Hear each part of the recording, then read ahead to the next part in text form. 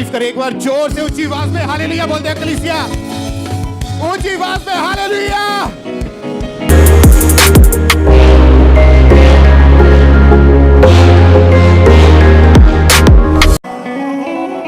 Sister क्या नाम है आपका? प्रीति।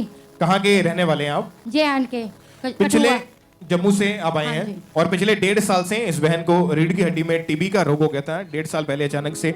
आप बताएं ये रोग कैसे शुरू हुआ, ये प्रॉब्लम कैसे बढ़ी आपकी? मेरी मैरिज को 1 साल हुआ था, बेबी हुए ट्विंस मुझे। उसके बाद 3 महीने के बाद ना मुझे थोड़ी थोड़ी दर्द रहने लगी। फिर बाद में मैंने गौर नहीं की, फिर मैंने सोचा ऐसे ही हो रही होगी वीकनेस की वजह से। फिर आहिस्ता आहिस्ता और बढ़ने लगी। फिर मेरे ना टांगों में दर्द होने लगी, सही ढंग से काम नहीं कर पाती थी, मतलब कि दर्द रहती थी। फिर मेरी मदर इन लॉ लेके गए मुझे हॉस्पिटल। फिर मैंने जम्मू से दवाई खाई, तरन तार से खाई, फिर मुझे फ़र्क नहीं लगा। 1.5 साल ऐसे ही रहती रही। फिर बाद में ज़्यादा जब मैं बेड पे हो गई ना, जब मुझे मतलब कि चलने में बड़ी दिक्कत होने लगी, फिर बाद में मुझे मदर इन लॉ ले गए हॉस्पिटल। उन्होंने जवाब दे दिया पहले तो। फिर 3 दिन ICU में रखा, फिर हड्डियों वाले डॉक्टर के पास लेके गए मुझे। क्योंकि पहले जब आपको ये प्रॉब्लम होनी शुरू हुई थी तो उसके बाद आप टॉयलेट बाथरूम आपका पूरी तरह बेड के ऊपर था, आप बिल्कुल भी खड़े नहीं हो पाते थे। नहीं, खड़ी भी नहीं हो पाती थी और साथ में बेड पे ही थी, पासा भी नहीं, ऐसे टेढ़ी भी नहीं हुआ जाता था मेरे से। और जब डॉक्टर के पास गए, इन्होंने दोबारा चेकअप करवाया हॉस्पिटल में, इनकी रीढ़ की हड्डी के जब सारे टेस्ट किए गए तो डॉक्टर ने इनको बताया कि रीढ़ की हड्डी में टीबी इनको हो गया है। हाँ, उसके कारण आपको फिर कौन घर में संभालता था, कैसे रहते थे? अब बताएं अपनी गवाही के बारे में आप सारा। मदर इन लॉ ही संभालते थे मुझे, मैं बेड पे ही रहती थी। आप सिस्टर बताएं, आप इनके मदर हैं? हाँ जी। आप बताएं आपकी बेटी की कंडीशन उस समय कैसी थी?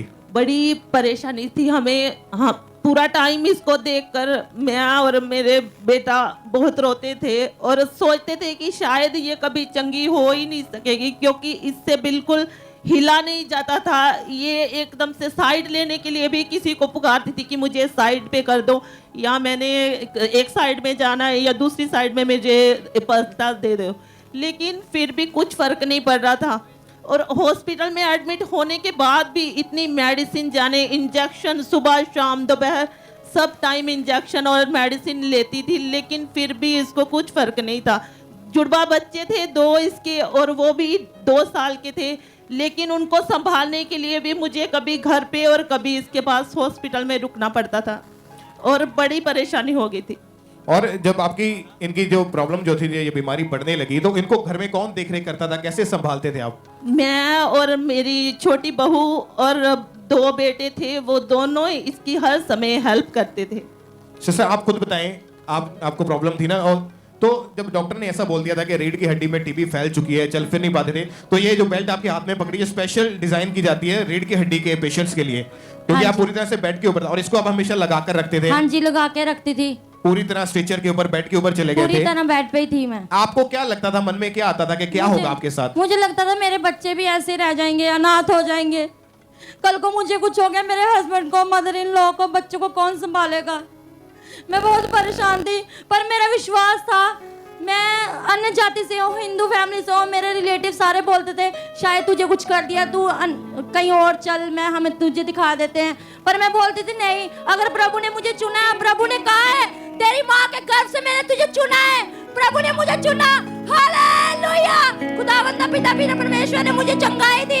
उसने कहा है तेरा विश्वास तुझे चंगाई देगा, उसने मुझे चंगाई दी। ओ हालेलुया। मैं दिल से धन्यवाद। जब इन्हें चर्च के बारे में पता लगा तो इन्होंने चर्च में आना शुरू किया। उससे पहले जब इनको ये बीमारी बढ़नी शुरू हुई थी तो इन्होंने 4 से 5 डॉक्टर जो स्पेशल थे इस बीमारी का हल करने के लिए, उनसे मिले, ट्रीटमेंट करवाया, दवाइयां खाई, हर तरह का इलाज जैसे उनको बोला गया वैसे वैसे ये करते गए, लेकिन कुछ भी फर्क नहीं पड़ा था। हालत इनकी और भी ज्यादा गंभीर होती जा रही थी। और जब कंडीशन इतनी ज्यादा खराब हो गई, हर समय इनके घर वाले कभी इनको 2 दिन के बाद, कभी 3 दिन के बाद हॉस्पिटल में लेके जाना पड़ता था। इनकी कंडीशन को जब डॉक्टर ने देखा, जब हॉस्पिटल में एडमिट किया, तो वहां पे सिस्टर आपको आईसीयू में रखा गया। हाँ जी, 3 दिन रखा था। 3 दिन उन्होंने आईसीयू के ऊपर रखा और आर्टिफिशियल ऑक्सीजन आपको लगा दी थी, क्योंकि आपको बिल्कुल भी सुध-बुध नहीं थी, आपकी हालत बहुत ज्यादा खराब हो चुकी थी। जी।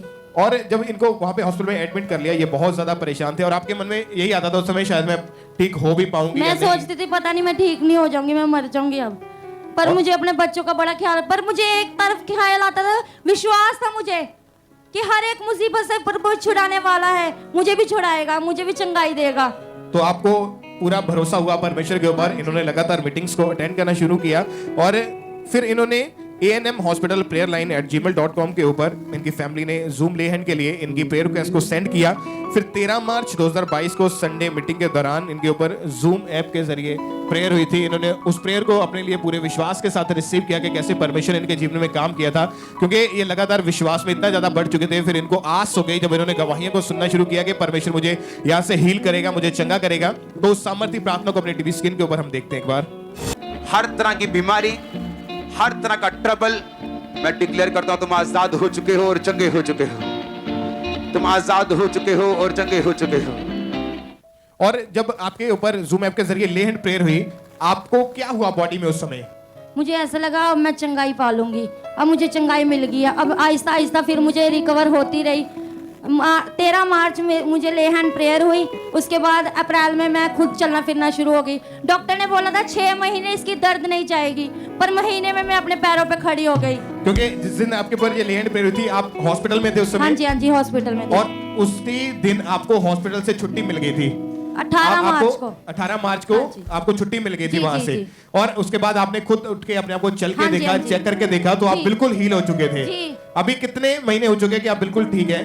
10 महीने। कोई आपको रीढ़ की हड्डी में कोई टीबी का रोग नहीं है? नहीं। अपनी बेल्ट को उठाएं जरा, ये अपनी बेल्ट को ऊपर उठाएं। ये स्पेशल बेल्ट डिजाइन करके डॉक्टर ने दी थी, जो आम पेशेंट्स को, जो रीढ़ की हड्डी वाले जो उनको देते हैं बेल्ट, ये वो बेल्ट नहीं है। ये पूरी इनकी पीठ के ऊपर, बॉडी के ऊपर इनको हमेशा लगा के रखना पड़ता था। और स्ट्रेचर के ऊपर थे, मतलब ये हॉस्पिटल में थे तो पूरी तरह से बेड के ऊपर थे, एक भी कदम अपने आप चल नहीं पाते थे।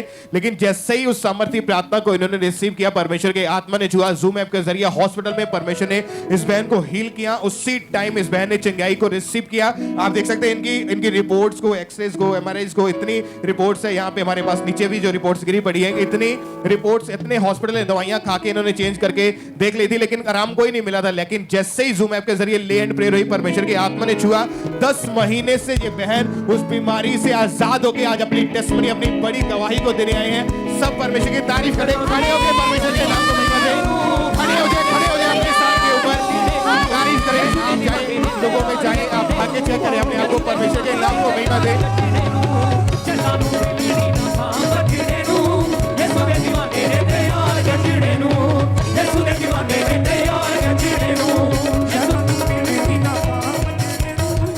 तारीफ करें एक बार जोर से, ऊंची आवाज में हालेलुया बोलते हैं कलीसिया, ऊंची आवाज में हालेलुया।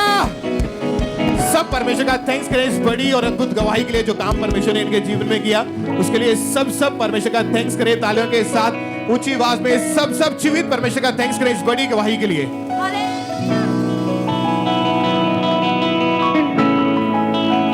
शैतानू मिलनी ना था बचने नू,